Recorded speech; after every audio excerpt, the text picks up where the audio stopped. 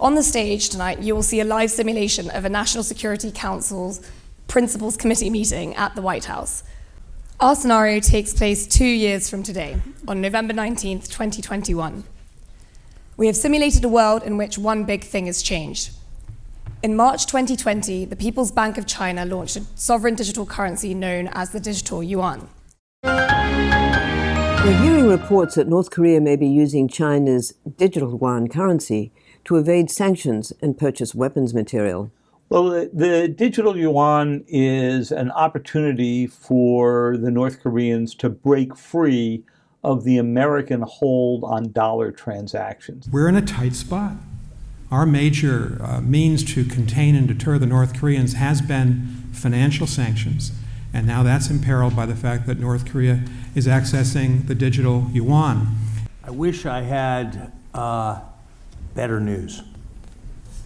Fundamentally, our ability to sanction North Korea in a devastating way depends upon Chinese cooperation. We're more reliant than we have ever been on not our coercive power through SWIFT, but our persuasive power with the Chinese. And the Secretary of Treasury has already made that clear. He prefaced his remarks by saying he has bad news. I guess I have worse news, which is that we have 30 years of history of not persuading the Chinese to use their leverage.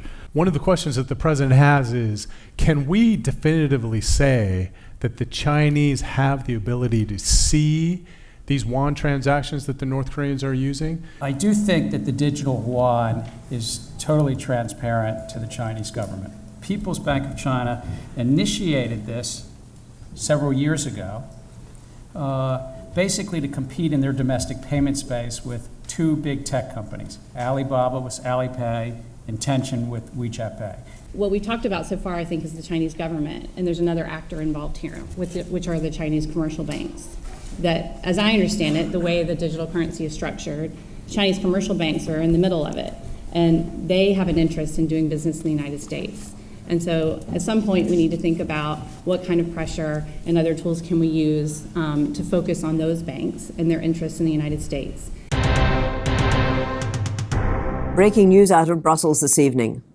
A cyber attack on SWIFT, the Society for Worldwide Interbank Financial Telecommunication, has resulted in the theft of $3 billion from commercial banks based in Germany, Saudi Arabia, and the UAE. So the old system just isn't cutting it anymore. And unfortunately, the trajectory of that is that it's just going to keep on getting worse and worse and worse.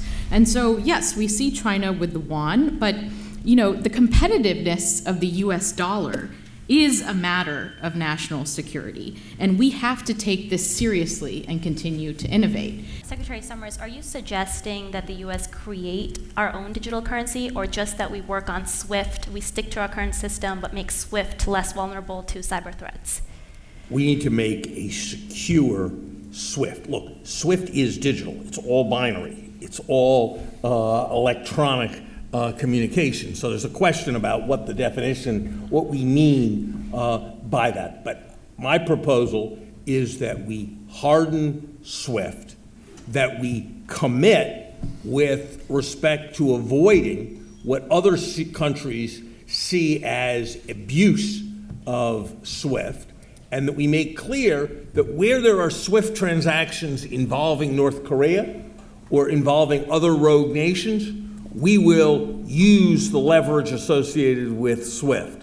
We tend to think of the only things that are provocative to the Chinese as our naval forces, our military exercises.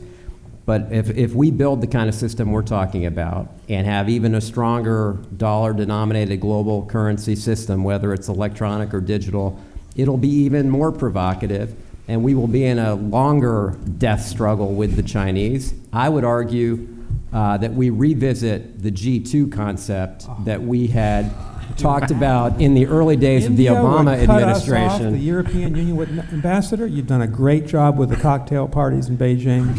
I'd like to hear from Secretary Carter. We can't let stand the Chinese using this currency issue as a way of making inroads into what has traditionally been a strength of ours. While we may try to shore up our financial dominance. We may also well be moving into a world where we are not financially dominant. I'm surprised not to hear the Secretary of Defense saying he needs more support for his military, that military action is going to be one of the tools that we are going to reach for more consistently. I'll take that too, Madam Vice President. That scarcely does anything about a Chinese currency Well, move I think we have to with start respect. thinking big. We can't be bogged down. We Oh, have to that's think thinking about sideways. our intelligence operations as well. We have been leapfrogged by others, by digital currency, by digital Chinese currency. Why? Because, frankly, our central bank has been slow. And there's an appointment coming in January of 22. The president's got to decide whether to change over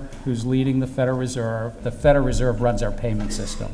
And I think we need to move that Federal Reserve into the modern era. What about in 5 minutes if we hear that the world is trading oil in this digital yuan?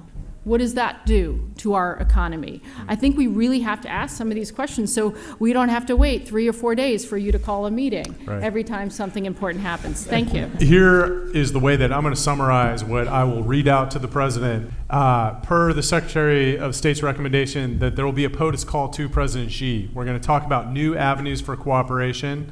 We need a strategy to, one, modernize our SWIFT system. I think the word was harden from cyber attack, from the North Koreans in particular.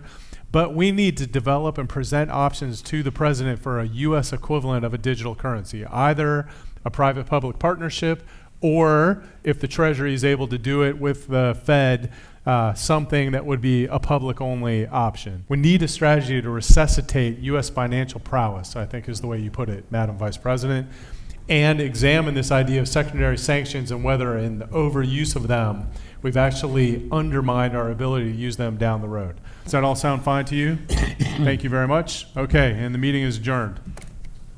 Thank you. Good.